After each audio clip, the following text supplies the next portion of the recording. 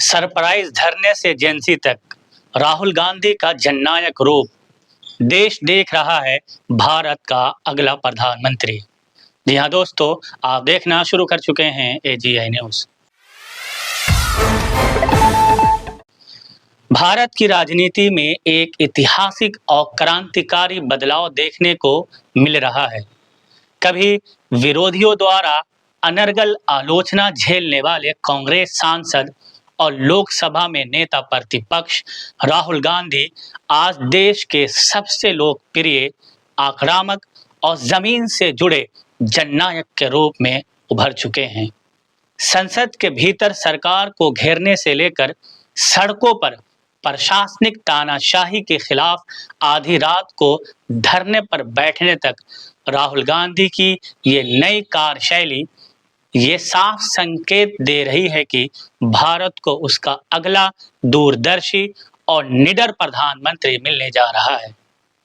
आज AGI news की इस विशेष रिपोर्ट में जानिए कि कैसे राहुल गांधी की लगन, कड़ी मेहनत और जेनजी युवाओं से सीधे जुड़ाव ने देश की सियासत की पूरी तस्वीर बदल दी है।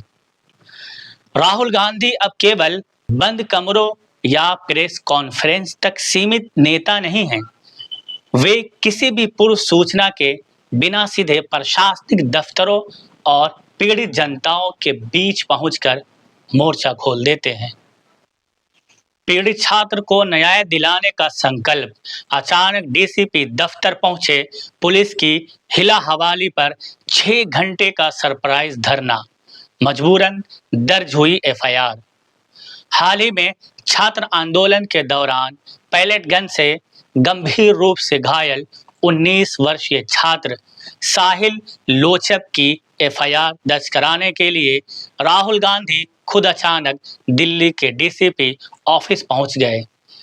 जब पुलिस ने आनाकानी की तो वे वहीं जमीन पर धरने पर बैठ गए। 6 घंटे के हाई वोल्टेज संघर्ष और प्रियंका गांधी के साथ आने के बाद आखिरकार प्रशासन को घुटने टेकने पड़े और एफआईआर दर्ज हुई। इससे पहले नीट परीक्षा में धांधली और पेपर लीक के शिकार हुए लाखों युवाओं के हक के लिए सुरक्षा बैरिकेड्स को दरकिनार करते हुए राहुल गांधी सीधे प्रधानमंत्री आवास के पास विरोध प्रदर्शन करने पहुंच गए थे। देश का युवा आज राहुल गांधी में अपना सच्चा हमदर्द और भविष्य देख रहा है। कोटा के कोचिंग सेंटर से लेकर पुणे के एजुकेशनल इंस्टीट्यूट तक राहुल गांधी खुद जाकर छात्रों के बीच बैठते हैं।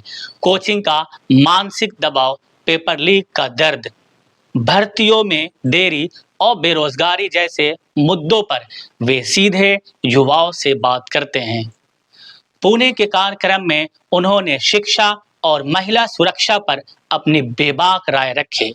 साथ ही सामाजिक विषमता फैलाने वाली सोच यानी मनुस्मृति जैसी रूढ़िवादी विचारधाराओं और भाजपा आरएसएस के एजेंडे को खुले मन से चुनौती देकर उन्होंने देश के प्रगतिशील युवाओं का दिल जीत लिया। राजनीतिक विश्लेषकों का मानना है कि राहुल गांधी की इस प्रचंड सफलता के पीछे उनकी अटूट साधना और कड़ी मेहनत है। कन्याकुमारी से कश्मीर तक की ऐतिहासिक भारत जोड़ो यात्रा ने साबित कर दिया कि राहुल गांधी शारीरिक मेहनत और जनता के साथ सीधे जुड़ाव के मामले में देश के सबसे समर्पित नेता है।